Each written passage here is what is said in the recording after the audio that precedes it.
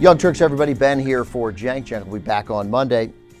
So I mentioned this earlier, 216,000 new jobs added. Unemployment figures definitely good, beating Wall Street expectations. Second straight month of more than 200,000 job growth. Unemployment rate dipped 0.1% to 8.8. That's according to the Bureau of Labor Statistics. Data came out today. Good report, apparently a little better than expected. And the dip in unemployment rate is for the right reasons. More people finding work, not just people disappearing into the statistical cracks. That's economist Stuart Hoffman. Unemployment rate fell all the way from 9.4 to 9% back in January, but only 36,000 new jobs were created. So here, even though it just went from 8.9 to 8.8, we created 216,000 new jobs. So good sign as far as the economy turning around in that respect. Obviously, the stock market's already turned around, but a sign that maybe we're going to start getting some new jobs. Long way to go. 2 straight months of some encouraging signs. But of course, the reason for the economic problems that we're facing in the country is the teachers. Frickin' teachers and their desire to make $55,000 a year for 20 years and then get a $38,000 pension. Those fuckers. Jesus Christ, who do they think we are? Man, we got to build some F-16s. There's some aircraft carriers that need built, and you want to make $55,000 a year and you get summers off? Fuck you, teachers.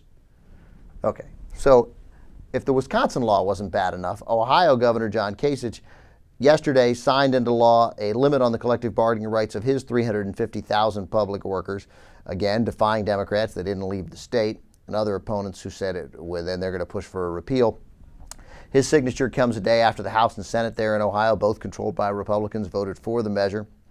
And after the big debate that we had in Wisconsin. But in fact, in many ways, the Ohio law, Kasich's law, is tougher than the Wisconsin law. 350,000 public workers covered under the law. They can still negotiate wages and certain work conditions, which was also true to some extent in Wisconsin, although the only wage increase that they could get that was, if it was ever above the cost of living allowance, they'd have to get it passed in a referendum, which would never happen. You imagine people in Wisconsin voting for a raise for public employees? Like that would ever happen anywhere. So essentially there was no reason for the union. The bill had the effect of making a union pointless, which was the goal, which we'll get to in a minute. So here in Ohio, though, they could continue to bargain for wages and certain work conditions, but not health care, not sick time, not pension benefits. Again, you were making it irrelevant to have a union. Measure also does away with automatic pay raises, bases future wage increases on merit. Applies to teachers, nurses, many other government workers, and in Ohio, I'll give John Kasich credit.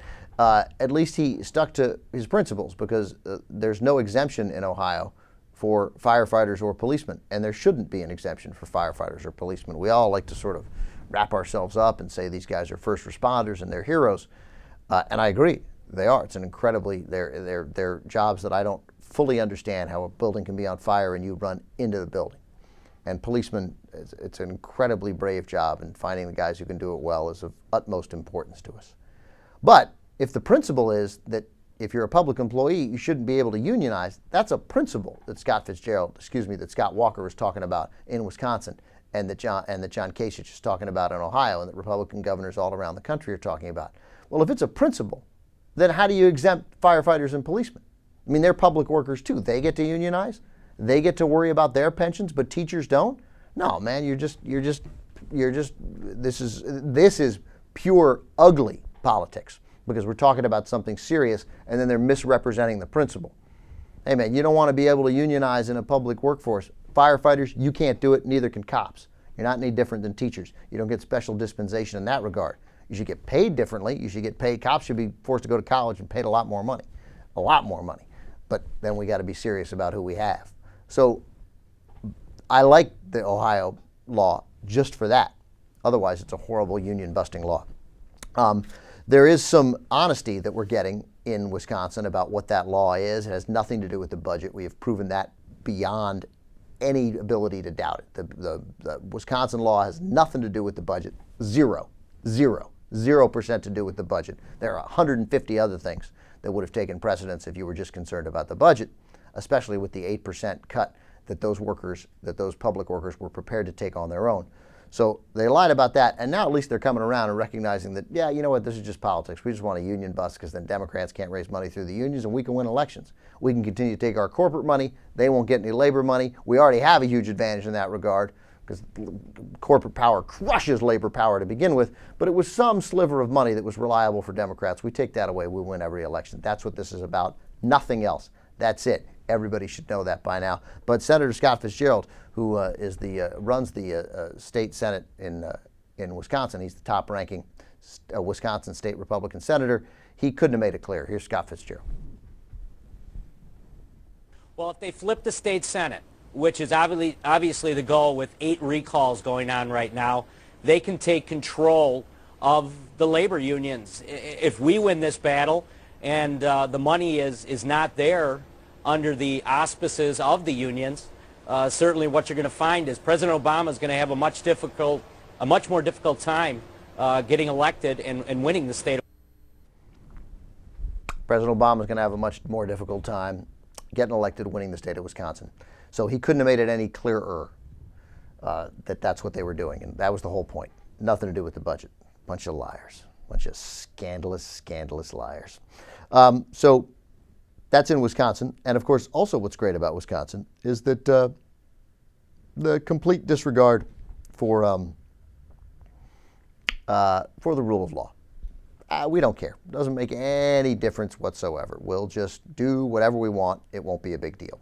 So the judge in Wisconsin, I'm surprised it took so long to get a challenge to this law, because what they did was take it out of the budgetary process and make it stand on its own, the cuts to the union, which meant you didn't have to have the 14 Democratic senators there. You didn't have to have a quorum for that vote. So they passed it separately, as everybody knows.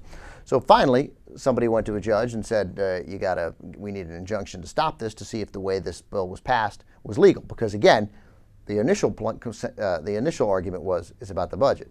It's part of the budget bill, and anything with the budget bill, you got to have the quorum. So so here's what the judge says in Wisconsin. Her ruling is this: further implementation of the act is enjoined, she said. Apparently that language was either misunderstood or ignored, but what I said was the further implementation of Act 10 was enjoined. That is what I now want to make crystal clear. So this was her follow-up ruling after her first ruling was ignored. I like it that she just simply said it twice. Apparently, she says, the language was either misunderstood or ignored, but what I said was further implementation is enjoined. Further implementation of the act is enjoined. Then 4 seconds later, further implementation of the act was enjoined.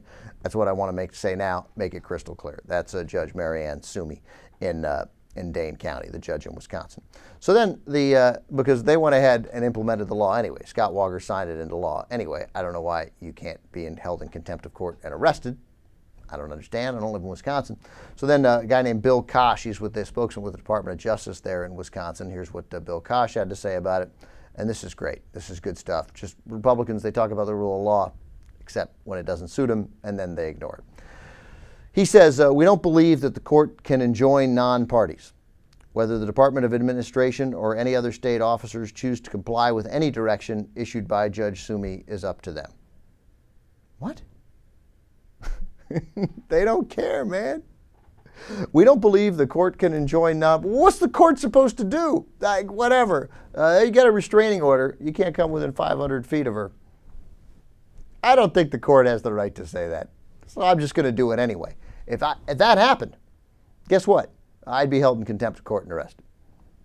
Why Scott Walker's not arrested is a little beyond me. He's in contempt of court. He is outwardly, aggressively violating a court order.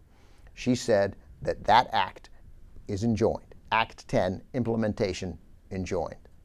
Stopped. You can't implement it, is what that means. They're saying, yeah, no, she can't do that. And we can, whether the Department of Administration or other state officers, like the governor, choose to comply with any direction issued by Judge Sumi is totally up to them. Finally, then, here's more from Scott Fitzgerald. Republicans face down big labor's bully tactics, he says, in a Democratic walkout in the Senate to break the power of unions once and for all. So, that's what's happening. It's a political win for them. That's what they're doing. They don't care about anything else. It had nothing to do with the budget, and they don't care about the judge. These guys are just going to do whatever the hell they want, and now we're seeing the pattern repeated in Ohio. And nobody who's paid any attention to electoral politics needs to know the incredible importance of Ohio and Wisconsin to winning the presidency for anybody. And Barack Obama won both in 2012 and 2008, and I believe actually Democrats had won Wisconsin Wisconsin went to Gore in 2000. I think to Kerry in 2004 as well, but it's always incredibly close and competitive state. And if Republicans take Wisconsin, take Ohio, they're going to win. And that's what's happening here, and that's why this battle matters. And that's why Barack Obama needs to step up and get more aggressive with this and form a tighter and more aggressive and more apparent partnership with American unions. We'll see. In the meantime, he's got to cut $33 billion out of the budget because Republicans asked him to, even though that's not enough for the Republicans. But they made a little request, so he's going to try and do what he can. All right, before we take a break, let's listen to Rick Santorum, who, again, this is a guy, Rick Santorum, voted out of office in, when did he get voted out of office? Was it 2002 or 2004? I can't remember, but it's irrelevant. He's been out for a long time, and since his departure, it's been pretty awesome without Rick Santorum. He lost Bob Casey in running for re-election. Rick Santorum is the guy who brought us that gay marriage will leave, like Michelle Bachmann, gay marriage will eventually lead to man-dog marriage, because man will have sex with his dog, and following the logic set up by gay marriage, I guess we can't prevent that either. And we actually get into serious policy conversations with these guys. Rick Santorum's a mean guy. He's a bad guy. He's a dirty, dirty guy. So he spoke to, of course, they're all in New Hampshire. He talked to WEZS Radio in New Hampshire, and points out that really the problem with the Social Security, the projected shortcomings in Social Security, obviously the reasons we're going to have that is because of abortion. Here's Rick Santorum. What's happened in Social Security, look, the Social Security system, in my opinion, is a flawed design, period. But having said that, the design would work a lot better if we had stable demographic trends. The reason we do not, and this caller is absolutely right, the reason Social Security is in big trouble is we don't have enough workers to support the retirees. Well, a third of all the young people in America are not in America today because of abortion, because 1 in 3 pregnancies end in abortion. And so we are depopulating this country, and it's through a policy that does not support families, does not encourage families to have children, doesn't support them when we do have those children, and of course the second aspect, which is even more important, which is the abortion culture in this country. The abortion culture in this country. Shut up. Such a douche. Look at him, for crying out loud. Put that picture back up. Look at this guy. Look at his face. Look at his hair. Look at his face. Look at his smile. Who would trust that guy? Like, if that guy played a senator in a movie, as soon as you met him, you would know that this was the bad guy in the movie. Like, there's no way in casting your movie that's the senator you want on your side. That guy's skeevy. He's got a 14-year-old mistress. He's up to no good. I'm just saying the character has that, just to be clear. So Rick Santorum points out that the abortion culture in this country, we've lost a whole generation of people to replace the retirees, even though there's no evidence whatsoever that the amount of abortions has increased over the years. It couldn't be that people are living longer. No, that can't be it. Nah, don't be silly. It's not possibly that. So the shortfalls in Social Security are due to abortions, because 1 in 3 pregnancies end in abortion. In a shocking development, he made that number up. The number is about 1 in 5, 22% of pregnancies, excluding miscarriages, end in abortions. That's from the Guttmacher Institute, who we've made fun of before, but they are apparently widely respected on these issues. Again, these guys just they simply make stuff up. And as another point, he's completely freaking wrong. And I guess we'd just like to see more and more people born. I'm not even going to get into it. He's wrong. He's flawed. He makes stuff up. And if you saw him on screen in a film, you would know he's a bad guy. And I'm telling you, Rick Santorum is a bad guy. We'll be back. Welcome back to the Young Turks. Anna and Ben with you.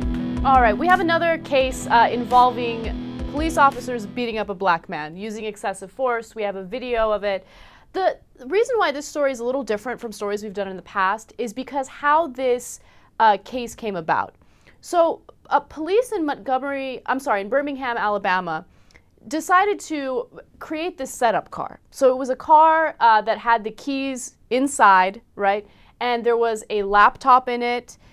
There was a GPS system in it, and there was also a carton of cigarettes in it. So anyone who passes by the car will see that all of those items are easily accessible, right? It doesn't take much to break into the car. Well, it turns out that the undercover police officers set up a surveillance camera. They had the set-up car there and everything.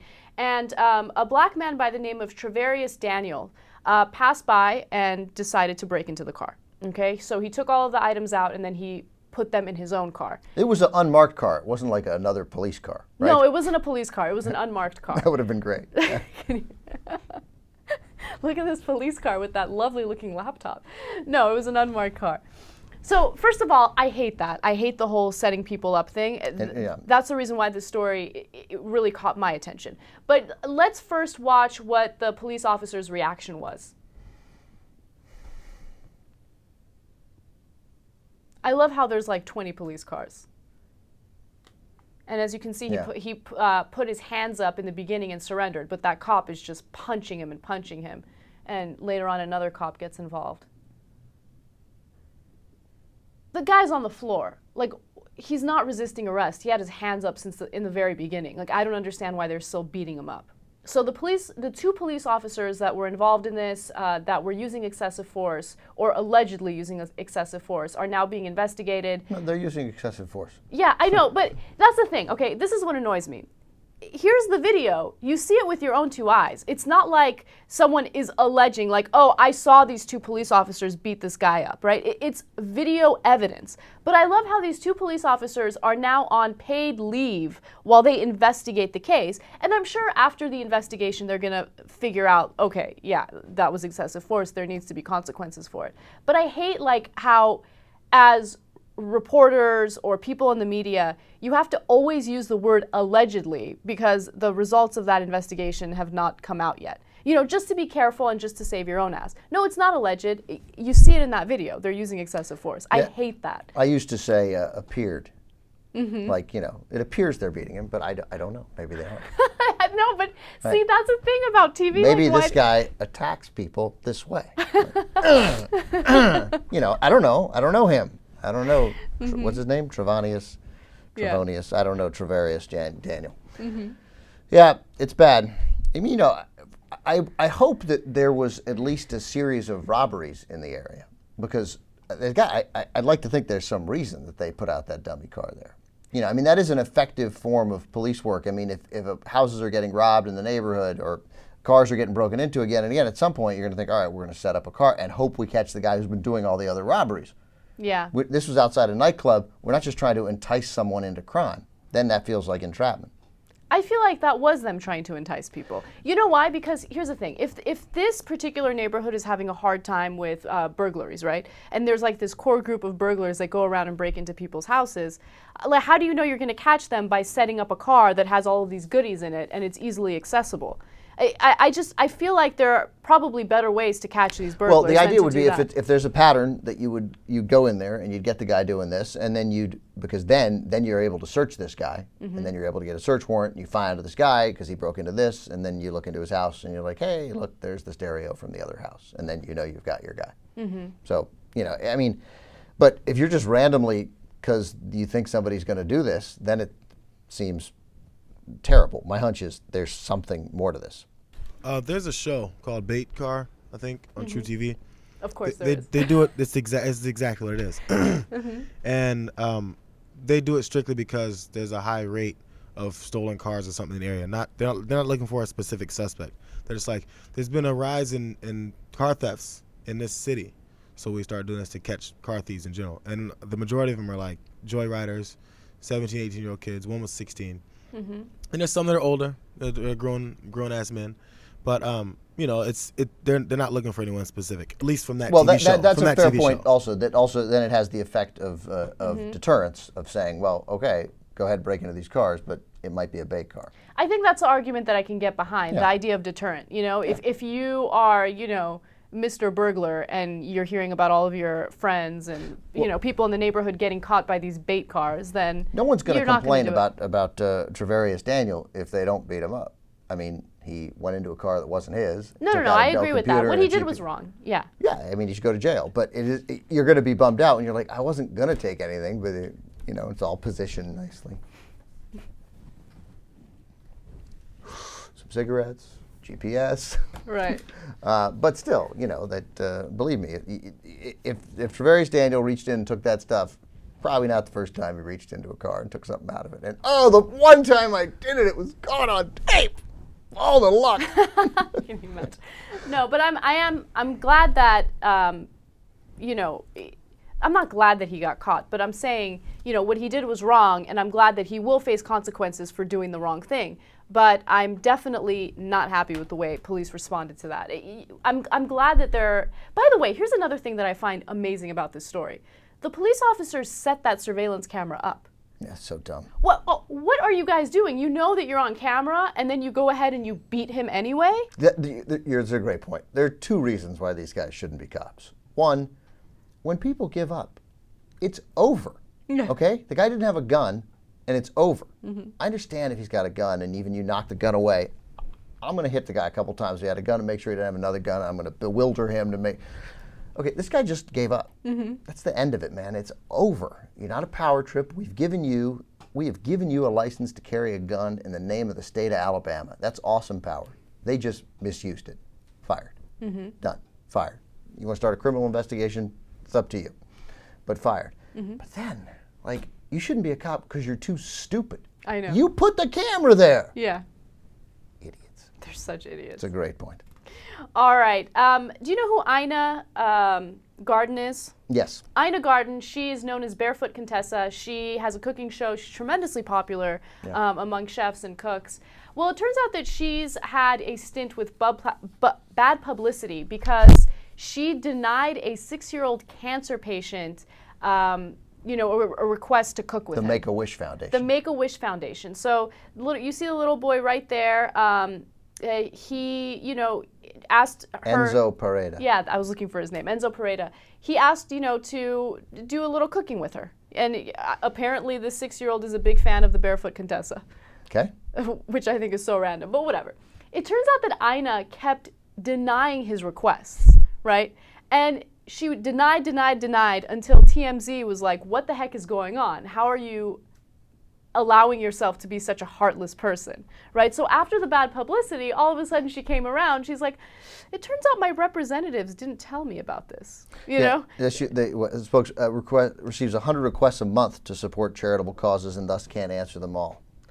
I'm sure that's true. I'm sure she does get a lot of requests for when the Make-A-Wish Foundation calls. Yeah. Put it at the top of the stack. Yeah, I think it's a little bit of a priority, right? Right. So, she got the criticism, and then finally she agreed. She's like, I would love to meet up with little Enzo, and I would love to, fulfill his wish. And then something awesome happens. Enzo's family basically tells her to screw off. Oh, see, I don't have this part of the story. This just came out recently. So, and Lucas was nice enough to find it for me. It turns out that she was basically rejected by the family, and they're like, yeah, we'd rather just forget about this all and move on. Oops. Strike back. Yeah. Wow. So not poor Ina, but yeah, who knows? Fail after fail. Maybe she didn't know. Yeah, there's a small possibility. But if you didn't know, then your so-called representatives should be fired. Because if they're the people who are supposed to answer your emails and answer to all of the requests and they make bad decisions like this, you got to look out for yourself and you got to look out for your image. Let's keep it real. This is something, if I were her representative, this is the first thing that I would, bring to her attention. I'd say, look, there's a 6-year-old cancer patient, he's very sick and he just wants to meet with you. Can you just fulfill this one wish? Is her show on the Food Network? I believe it is. I don't watch her, so I'm not 100% sure. Yeah, it's on the Food Network. You would just think that people with the Food Network would have shepherded this. Anyway, it shouldn't have fallen through the cracks. It shouldn't, I agree. Good timing. All right, favorite story of the day. So Rutgers University has decided to pay Snookie $32,000 to give a speech. Okay, so she spoke to students. She got paid the $32,000. She apparently talked to them about her hairstyle, fist bumps, and gym, tanning, and laundry lifestyle, GTL lifestyle. She also gave the students very, very important advice. She said, study hard, but party harder. That's what I'm talking about. Okay. Look, people, every time I do stories like this, people say, oh, she's hating on Snookie. She hates Snookie, you know, because she's obviously very wealthy because of the fact that she acts a fool and people love it. But no, I'm not hating on her. I'm jealous of her. There's no question about that. I'd love to be paid $32,000 to talk about my hairstyle because I do have lovely hair. But you sort of are paid $32,000 to talk about this stuff. You just have to come to work every day of the week for 5 days. Sometimes at 3 in the morning. Sometimes at 3 in the morning. But then at the end of the year, you get like $32,000. Yeah. It's the well, same after thing. taxes, close to like 20. Yeah, but right. anyway, so she's basically saying that, you know, she gave him that word of advice, and now some of the students think that it was a bargain. Like, oh my God, Snookie is so popular. It's amazing that she came to our university for only $32,000. And then, of course, other students that are like me, were like, I can't believe we spent $32,000 on her. In fact, just to give you an idea, Rutgers paid Toni Morrison, they paid her $30,000, so $2,000 less. Yeah, and she's given the commencement address, Toni Morrison. Right. But here's the deal, and this is a bit of a tragedy, but nobody gives a shit about Toni Morrison. I mean, she's a great commencement speaker. No, you make a good point, and I have an answer to that, okay? They don't care about her, and that's why I'm hating on the university, okay? Because the university would be willing to pay Snookie more money. The university would be willing to see more value in her than, you know, a novelist. It's a different event. This is like paid for out of the student fees, right? This was the student activity fee, which is mandatory for her appearance, for Snookie's appearance. The commencement address, I suspect, comes out of a whole different line. What you want to do with the fees is bring speakers in who interest the students, who you get engaged with. And I would actually argue that Snookie's a totally relevant person to bring in, as long as it's in a mix. You know, if the next person you bring in is, you know, one of the Real Housewives of New York, then we might have a problem. But if you bring in a significant reality star who sort of changed the way we talk about what celebrity is and has turned her sort of incredibly disinteresting, uninteresting life into stuff that everybody's talking about every day, I would say that that's a totally relevant guest to have. I would have voted for it. As long as maybe next time you bring in a senator or a filmmaker or somebody that matters. I disagree. I don't think there's any value in having her on campus at all. Okay, I don't think that she's going to bring an intellectual discussion to these students. I think $32,000 is a huge amount of money for a speaker. And if you're going to spend that money, it makes sense to bring someone in that's going to enhance your education in some way or another, or at least bring forth a very, you know, interesting conversation that you'll get something out of toward the end. Like talking about partying harder and talking about we didn't hear her speech. And I'm sure it was really good. No, but that's, you know what though, that's not a bad point. We didn't hear her speech, and maybe there are some students who did, and they're disagreeing with us right now. I'd love to hear what she really talked about. You know, because who knows? Maybe she talked about new media and, you know. But in general, bringing in a significant reality star to speak to a college campus is not a bad idea. It's not. This is a very serious. This is a celebrity. If 20 years ago nobody would have complained about $32,000 to bring in Jennifer Aniston, there wouldn't have really been much of a story. Hey, this is Jennifer Aniston now. But Jennifer Aniston, I feel like, and you're going to disagree with me on this because you think reality stars have achieved something, but I think Jennifer Aniston is a talented person who has achieved an incredible career based on her talents and based on her merit. No, you're misquoting me. I don't think she's done anything. I don't think reality stars have. I think it's a freaking tragedy. But I think it's reality, and I think that, but I think we need to figure out what to do with it. I would hope that there was some challenging of her in this case, you know, that sort of, just not challenging her, like, you're stupid, go away, we hate you. But it would be nice if there was actually sort of an open conversation. It doesn't actually sound like that happened. She probably spoke for 18 minutes and was like, doing party the fist, hard. Yeah. doing the fist bump. Anyway, it's But that's it. It's amazing that she can get $32,000 to show up at Rutgers. I know, and I'm jealous of her. I don't blame her for doing it. You know, take advantage while you can. If someone paid me $32,000 to talk about anything, I don't care what the topic is. I'll talk about it. She's not going anywhere, Snookie. Like, that show will wear out, or she'll leave it and so forth. But she's going to be on every Celebrity Apprentice, which should be canceled because Donald Trump is a crazy racist. Yeah. She'll be on everything. She'll be on Celebrity Rehab. You know, we're going to see a lot of Snookie. Yes, very fortunate. There you go. Lucky human beings. All right, and let's do the story that we promised you guys.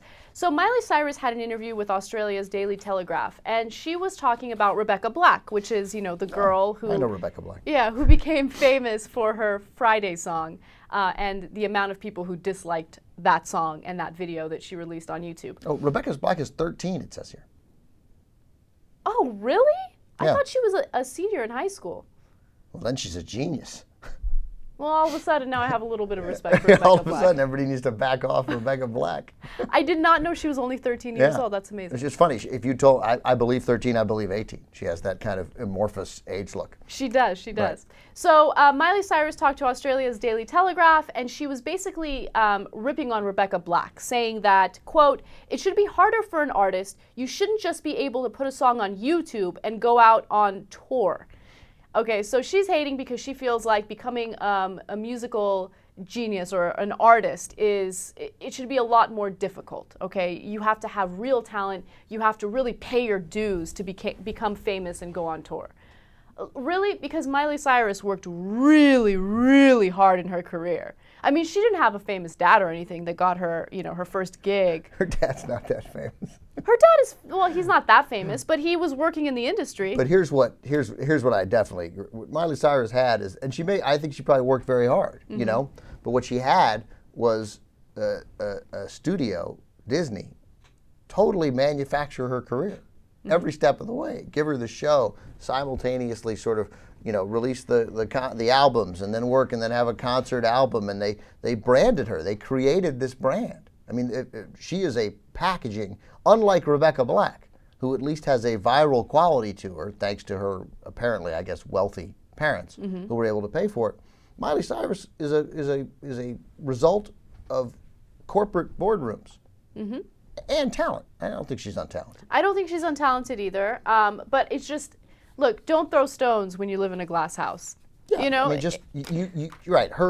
She didn't come up playing clubs the hard way and busting her ass and working as a waitress until she was finally discovered. Exactly. Okay? Disney exactly. manufactured us and handed us Miley Cyrus and the Jonas Brothers. These guys may be talented, but we got handed it. And now it's incumbent on them to go with what they have from here. But you're right. You can't. I mean, Jesus, shut up about Rebecca Black. There's something more authentic about what Rebecca Black is doing. No, and Justin Bieber is one of her friends, right? So I don't think she was referring to him. But, you know, she unknowingly targeted him in that quote because she says, you know, you shouldn't be able to put videos up on YouTube and then become famous. That's exactly what Justin Bieber did. And regardless of what I think of him personally or what I think of his music, you know, you have to admire the fact that he became tremendously famous when he came from, you know, not a wealthy family. No. He came from a humble background, and he was really talented. He put up his videos, people found them, and they loved him.